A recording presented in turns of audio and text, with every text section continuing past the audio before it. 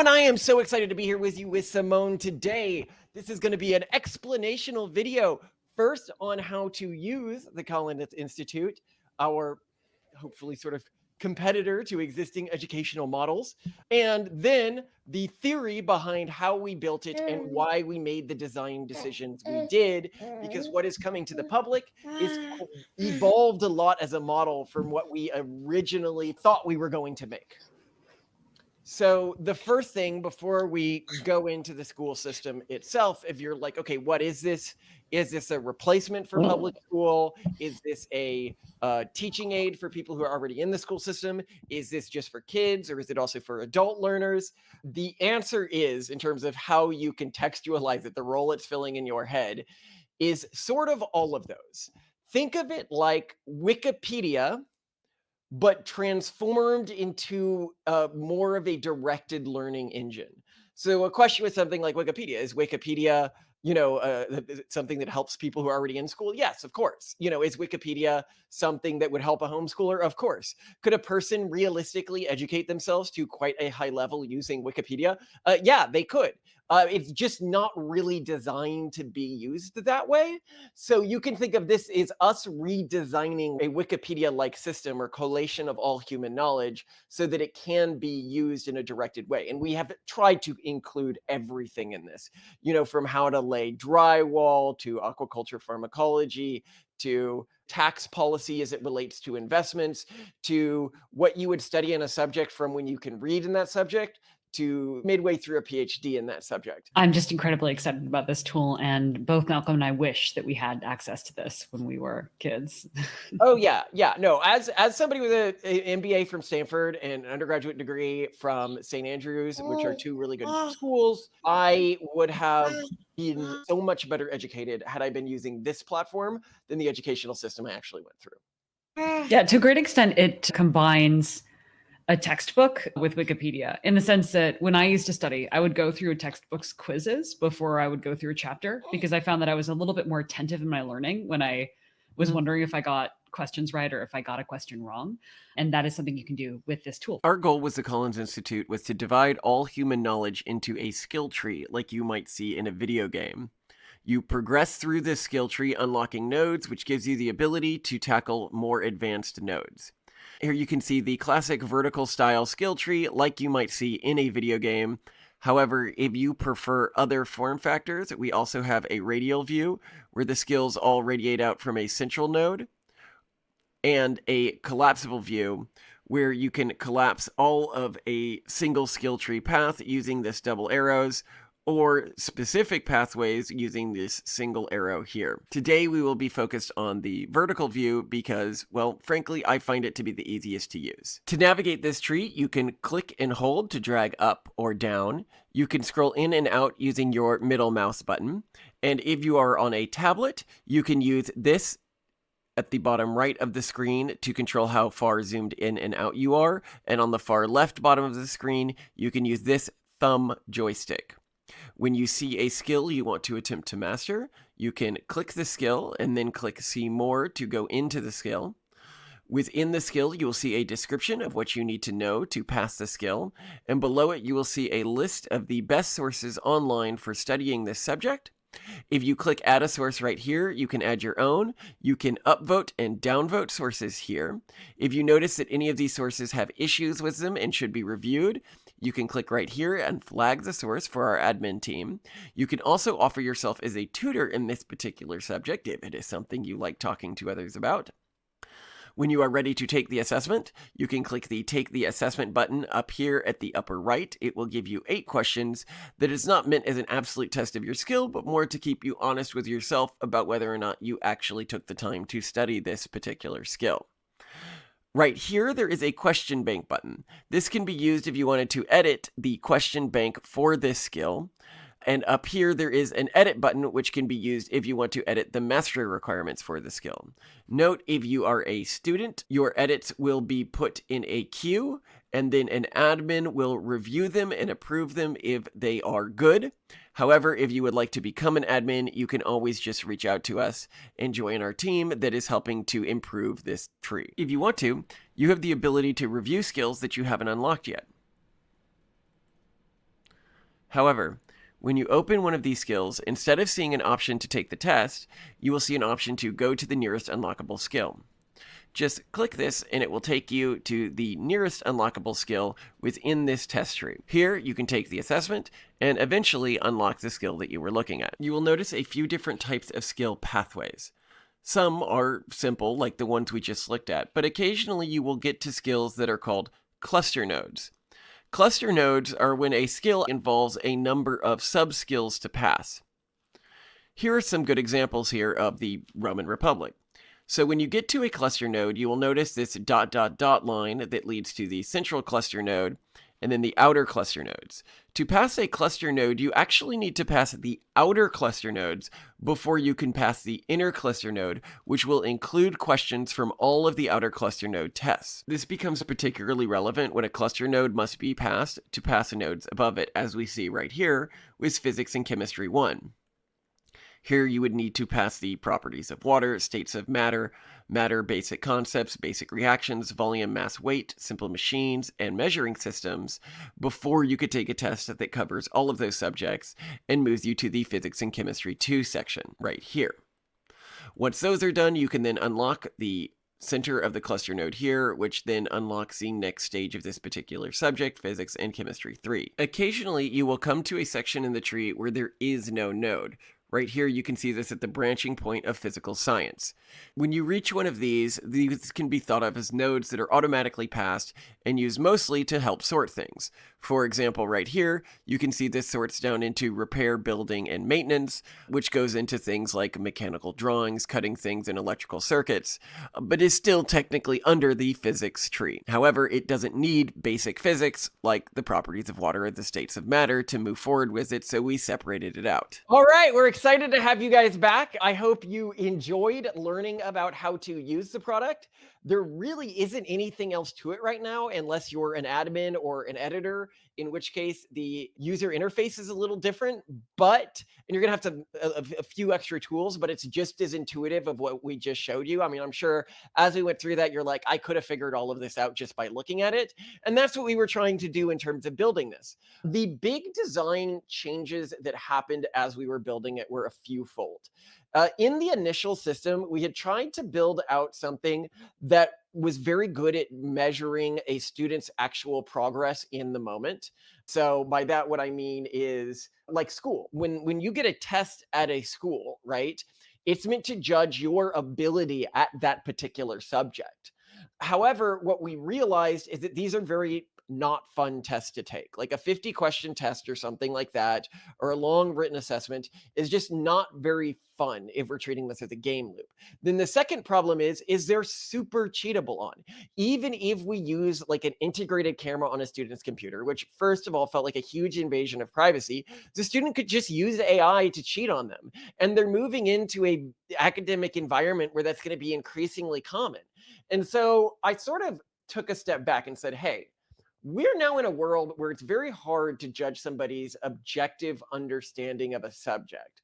What if instead we made the tests more about keeping a student honest with themselves about whether or not they actually know the content of a node instead of us checking if they know the content of a node?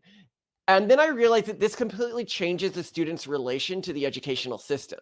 It's not adversarial. It's not checking if they're constantly lying, basically, or trying to deceive it. It is there to help them. And the relationship, the cognitive relationship that's going to lead them to form to education as a process is going to be quite different. Also, it allowed us to narrow these tests down into like short 8-question tests. That flexibility now makes the game loop of the testing process much more fun for students, as we have seen in our own usage of this, and much more viable for adult learners as well, because now for an adult learner, you're not dedicating, 20 to 45 minutes on a test for every individual node you want to fill out. On the original system, we also had a decay feature where the nodes would actually you'd lose them if you didn't keep working on nodes within that tree or revisit them occasionally. And This again just was not very fun from like a game design perspective. There was a game recently I was looking at, Vampire something, that had a similar feature with base building, and it was just incredibly unfun because you felt like your accomplishments were not tangible, like they just fell away as time went on, and I didn't want that feeling for students. If students want to redo a nodal tree, they can. Might we add some voluntary decay feature eventually that teachers or students can add themselves? Sure. But Well, I think we also found that like making accomplishment ephemeral doesn't necessarily help, especially if someone's still advancing, because if you're advancing, you need to know foundational knowledge anyway. It's Mhm. not like if you get really far along in Roman history, you're going to forget the very basics because they're going to be so solidified in your understanding of more complex subjects. So because most of the knowledge that you're developing through a skill tree like this is going to be building on the more foundational elements, you don't have to worry about decay as long as there's advancement. Yeah, you're absolutely right, Simone. Another big thing that changed as we were going through this is we initially planned for students to have like a bank of paid tutors that they could access through the site, and then the tutors were ranked based on how much they helped students within an individual test. We moved away from this model to the free tutoring model for two reasons, right? So right now the way it works is you can just sign up as a tutor and people can reach out to you until you want to take your name off as a tutor, and they can also upvote and downvote you so other people can see this. Is one, because you actually do help learn more through tutoring other people to an extent, but I suspect the primary way that people are going to interact with teachers who are using this platform is twofold. One, they're going to be challenged by something and go to their parents or whoever is in any way moderating their learning. So it might be, they might be in a teaching group or something like that. They might be in a homeschooling group or pod or something like that. Or they might go ask their friends who know a lot about a subject. And that to me felt much more organic. Or they may ask an AI. And when I look at the speed to which AIs are developing right now, I kept thinking to myself, like, is a student going to get better instruction from an AI like Perplexity even today than they are from a low cost teacher that, we were able to find and book at, on demand on a platform like this? And it was just like, obviously they will. And better yet, the AIs are on demand, right? Like the teacher, you'd have to wait a day maybe for a reply, whereas the AI, you don't need to organize anything, and it's consistently getting better. So we decided to lean more heavily on students will figure out how to access instructors. And then we also thought, but that's also an important part of the learning process. Like it gives students a lot more agency if there isn't this is obviously what you do if you're struggling with something, instead of you need to figure it out yourself, because, that's what we're teaching in an educational system. And we also found that a lot of the advisors that we worked with really found most of the students they tutored learned by teaching themselves. So the tutoring that we offer is almost more as a helping you learn a subject kind of option than it is a here's how you're going to learn this subject. Obviously, the tutoring is going to help both people involved in most cases, but we've discovered that teaching people something you've just learned is also a really important element of something to build into this platform. Yeah. And if you are somebody who teaches like a pod of students or a group of students and you want to use this platform, we actually have a special type of account for you that allows you to monitor all of the students in your pod. And you will be able to check yes on certain tests for them. Because while a lot of the tests are multiple choice, some are written answered and some are picture based, like the food ones or the making friends ones. And so they need you to approve those particular answers. One of the first updates that we're going to be dropping after launch, and we're working on this right now, is to have an AI that can handle grading of the written answers and the picture-based answers. So if a student wants to approach this without any form of teacher, they can. Right now, when they get to those types of questions, if they don't have a teacher assigned to their account, they can just create one, basically reach out to a parent, use their email. Or if you're an adult learner, use your own email to create your own basically teacher account. But we want to move away from that and have the whole system be automated as soon as possible. But that doesn't mean that the system isn't going to work with outside instructors, or that you as an outside instructor aren't going to be able to see what students are doing. Another thing that we moved to is it's much more self-generating than we had originally planned. Whenever a student takes a test, they get an opportunity to suggest a new question for that test, which also sort of tests their knowledge on something. Eventually, we'll be giving students an secondary grade based on the questions they're suggesting, as well as the edits they submit. So, unlike Wikipedia, what you do is if you want to make an edit or you are uncomfortable with something there is a flagging feature and there is a editing feature, and then it just needs to be approved by an admin. So we don't do the whole you have to have a source for everything here. We try to keep a competent enough pool of admins within every subject domain, and feel free to reach out if that is something you're interested in participating in, that you will be able to know if the students changes are good or not. Originally I was going to hire PhDs to fill out all of these trees and all of these questions, but we moved to doing it with AI because I just feel that the user generated feedback that we're going to get is going to so quickly get to, a quality of content that we would have gotten from PhDs, but at a much lower cost and I think much higher readability content. Because the problem with traditional PhDs, and I know this because I was going down the academic path, is you learn to write descriptions and everything like that, like an academic, like you're writing research papers. And that can be very hard for a layperson to read. And I wanted to ensure that we didn't have that style of writing on this stuff, which is why we moved to a public collection mindset. Another thing that we moved away from was the banding thing. We initially wanted to have a system in here that prevented students from becoming non-well-rounded. So basically, you needed to get a certain number of points to stay in the school every quarter, and those points were determined by how far behind you were within a branch of the tree. As to why we threw this out, basically, the only people who wanted this were the people who didn't want to use our system. So it was like existing public school educators who were like, well, how are you going to deal with students not being well rounded? When we actually went towards the type of people who were like, public school isn't working anymore, I want something else for my kid, and we mentioned this system, they're like, I hope you can turn that off because I don't want that for my kid. Like, I don't want somebody telling my kid what they should and shouldn't be learning. I just want a system that's going to completely allow them to go with their passions, because we're moving into a world where well-rounded is the first thing that gets automated. Well-rounded is the first thing that gets outsourced. It's the lumpy skill sets that ensure employability in a post-AI, post-outsourcing future. And I was like, you got a really good point there. What was I thinking? Another thing that we have thrown out is at first we were really afraid of like bias. And I was like, well, we want to have like true impeachability on bias. So we'll have students compete in prediction marketplaces or do real world tests, like post a scary story on Reddit or something like that as a judgment of their English skills to see how many upvotes they got, and then use that to modify which questions we were keeping in and which questions we were keeping out.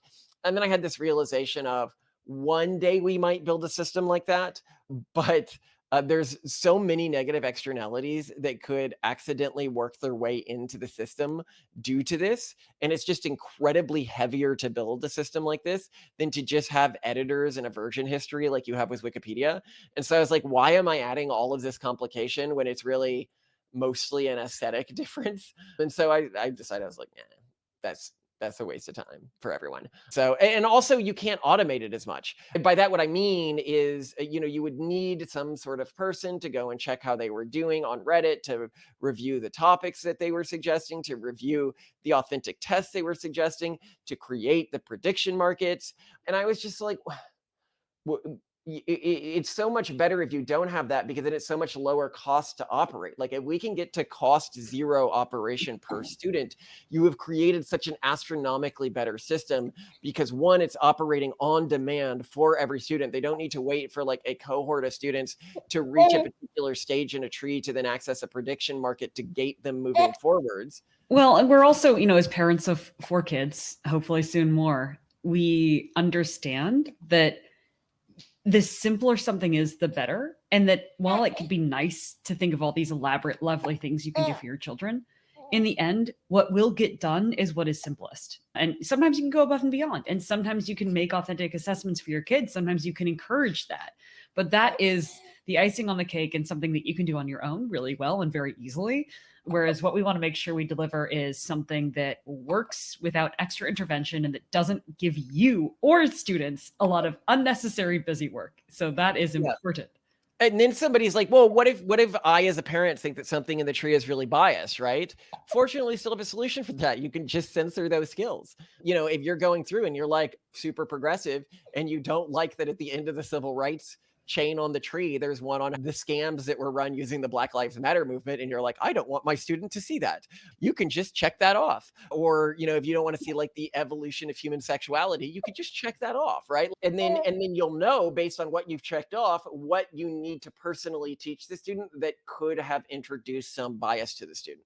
And so there's just not the same risk of bias from the perspective of a parent, because there's only so many subjects that can really introduce sort of systemic bias to a student, and those you can search for yourself and remove. Perfect. The final thing is, if you're like, oh, I hate all this AI text here and stuff like that, then work on it yourself. And as AI gets better, we'll replace chunks of it.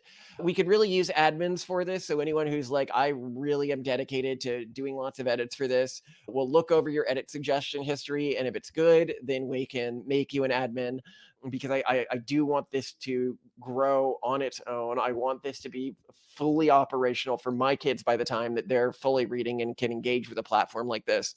And if you're using it and you're like, oh, this node should be here, or you should have a lot more nodes on this subject, every year we're going to be doing a thing where we add a lot of nodes and prune some nodes. We'll call it like the pruning, the yearly pruning.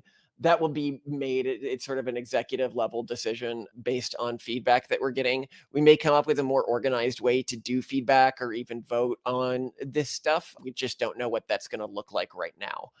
If you are an existing educational institution and you want to use this system, we are happy to work with you to white label it or anything like that. You let us know.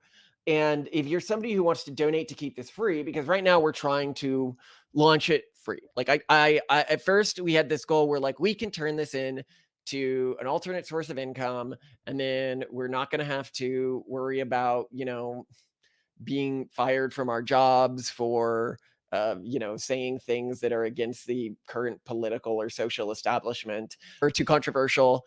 And we basically got to a point where I was like, yeah, but I really want this to be free, and I'll find another way to support myself if things go wrong. But if you want to donate to ensure that this stays free to people, you can always reach out to us about how to do that. Or if you want to put the foundation in your will, that's always a nice thing. I'm going to start suggesting that more, because that's a good way to, without burdening you today, help keep this free for future generations. Anyway, I absolutely appreciate all of you so much who have made this happen. I have been working on this for years. I wanted to ensure that the product that got to you was something that is high quality and usable in its alpha form. But keep in mind, this is an alpha, it is in active development. Parts of the UI are going to be changing, parts of the system are going to be changing, features are going to get added pretty much constantly over the course of the next few years. And so, you're seeing now, it took us about 2 years of development time to put together.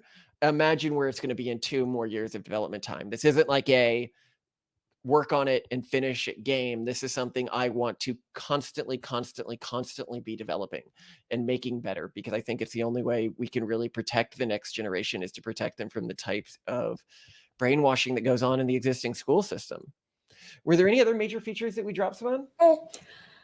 I think the most important thing is, if anyone has feedback that they would like to provide to us, or they want to discuss this with other people, there is a part of our Discord server associated with our podcast where you can talk about the Collins Institute, specifically this platform, Parisia, on the Discord server. We'll include a link to the Discord server in the description of this video. So if you want to chat with people about it as you're exploring it, that's a good place to go. If you want to provide feedback directly to us, you can email us at partners@collinsinstitute.org. Yeah. Oh, and I was going to add the one other thing that we removed. One other thing that we had dreamed about putting together was, when we had actually put it together, a democratized nepotism, which is to say a network of high-profile individuals that you can pitch to and work with in various fields if you got really far within any branch of the tree. That network still exists. I just couldn't find an easy and automated way to work it into the system. So the way the network works now is if you have a student who has worked their way to the end of any of the branches of the tree, just reach out to us. We'll be able to see their user history. We'll be able to talk with them, get a brief vetting of them. And then if they are extremely precocious, connect them with people in most fields that can be useful to them. So that feature is still there. It's now just part of the free version of the software until we get so big that I need to find some other system for doing that. As a bonus, because the launch has taken so long, we actually got a few new features working. One of them that I'm very excited about is now we have an AI that will grade written answers as well as picture-based answers, which are common on things like the food test, like make eggs in 4 different ways, or learn to make fried rice, or things like that, as well as the friendship-based ones, which is like show a picture of you and a new friend that you made. So very excited that we got that working before it goes live, because that means that anyone can pass through the entire skill suite without an instructor to be attached to their account. If they want to, they can, of course, attach instructors.